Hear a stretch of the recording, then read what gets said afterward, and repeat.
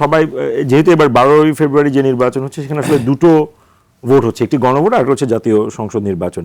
তো গণভোটে এমনও আশঙ্কা কেউ কেউ করছে যে যদি না জয়যুক্ত হয় তাহলে কি হবে, তাহলে সংস্কার কোথায় গিয়ে ঠেকবে?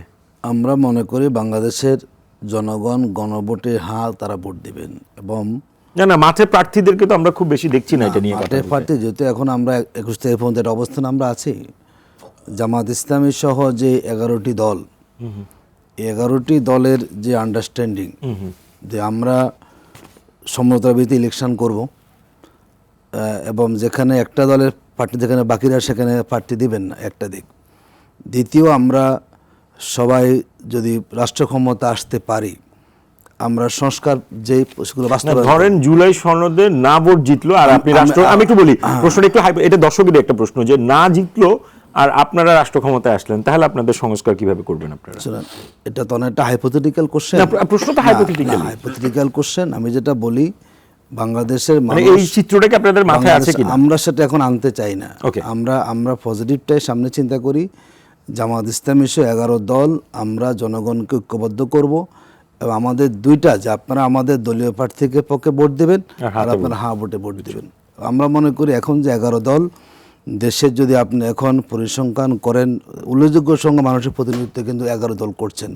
সেখানে এনসিপি আছেন, তারা তরুণদের প্রতিনিধিত্ব করছেন, ইসলামী দলগুলো সেখানে আছেন, বিভিন্ন মতাদর্শ দলগুলো সেখানে আছেন। যদি আমরা সবাই একযোগে আমাদের নির্বাচনী ক্যাম্পেইন, এবং আমার মনে করি বাংলাদেশের মানুষ অনেক সচেতন, মানুষ আর পুরনো রাজনৈতিক বন্দোবস্ত দেখতে চায় না এবং মানুষ মনে করে ইলেকশন হোক, যারাই ক্ষমতা আসুক, তাদের দেশ আবার পুরনো ফেসিবাদী কাজে ফেরত যেতে না পারে। এই আশঙ্কা থেকে আমরা মনে করি মানুষ গণভোটের পক্ষেই তারা দেবেন এবং গণভোটটা সেখানে বিজয়ী হবে। আমরা নেতিবাচক কোনো আলোচনার সামনে এনে আগামী সম্ভাবনা, আমি এটা আপনার সাথে একটু ডিফার করি আতিক ভাই, আপনি যখন অপশন রাখছেন হ্যাঁ বা না, আপনি নেতিবাচক ইতিবাচক বলার সুযোগ নেই, এটা কিন্তু ভ্যালু লেডেন। আপনি তো অডিয়েন্সের জন্য অপশন রাখছেন না, তাহলে আপনি হ্যাঁ দিতেন। না শুনেন, যেহেতু আপনি যখন অপশন রাখবেন না, তার মানে আপনাকে যদি কেউ যদি না দেয় তাকে সেটা নিতে হবে আপনার। যখন আপনি চয়েস দিবেন, না থাকাই লাগবে, তো অটো পাস হয়েছে। আমরা অটো পাস চাই না, মানুষ সচেতন আছেন এবং আমরা মনে করি আমরা 11 দল এবং বিএনপি তারাও সবাই, আমরা কিন্তু কেউ সংস্কার বিরোধী কিন্তু না, সবাই আমরা সংস্কার। আলোচক বলছে গণভোটের আলোচনা তো নাই, আবার চলে আসবে। এখন যেহেতু এটা আমরা নিয়মের মধ্যে আছে, আমরা আশা করি 21 তারিখের পরে 11 দল আমরা আছি এবং বিএনপিও, যেহেতু আমরা সবাই দেশটা গঠন করতে চাই, দেশটা আমাদের সবাই। দেখুন, আমরা মনে করি আমরা সবাই দেশের পক্ষের, কেউ দেশের বিপক্ষে আমরা নই।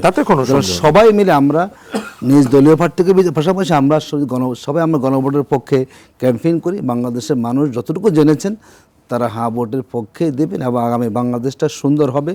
আমাদের মানবেরা অনেক সিনিয়র রাজনীতিবিদ, হয়তো আমরা সুযোগ পাবে বাঁচাই রাখে আমাদেরকে ভালো কিছু, আমরা পিছনে ফিরতে চাই না, আমরা হানাহানি চাই না, রাজনৈতিক আবার ফেসিবাদের উত্থান সেটা আমরা চাই না। আমরা মনে করি সবাই মিলে দেশটাকে গড়ব এবং দেশের সংস্কারের পক্ষে আমরা সবাই, তো আমরা কাউকে আলাদা করতে চাই না। বিএনপি, জামাত সব দলই তারা সংস্কারের পক্ষে রায় দেবেন এবং তাদের সেই দলীয় অবস্থানে জনগণ সেখানে গণভোটের পক্ষে মনে করি। আপনি একটু যদি অভয় দেন, আমি আরেকটা প্রশ্ন করি, নেতিবাচক প্রশ্ন, এগুলো সবই হাইপোথেটিক্যাল প্রশ্ন।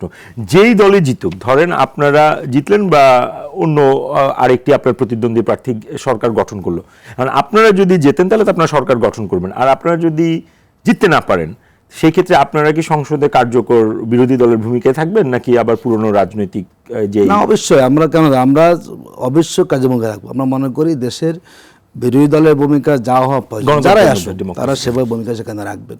সেক্ষেত্রে জামাতের অবস্থান স্পষ্ট যে ওনারা এবং যারা যদি আমরা মনে করেন সরকারে নাও যায়, এই সংস্কারের পক্ষে আমাদের অবস্থান থাকে। ধন্যবাদ।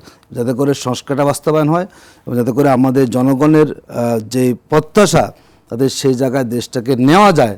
আমরা যেখানেই থাকি, সরকারে গেলে তো আমাদের তখন দায়িত্ব হয়ে যাবে, বিরোধী দলে থাকলেও আমরা আমাদের জায়গা থেকে সরব থাকবো, সজাগ থাকবো এবং জনগণকে তার সাথে ঐক্যবদ্ধ রেখে আমরা সংস্কারের বাস্তবায়নের চেষ্টা আমরা করবো।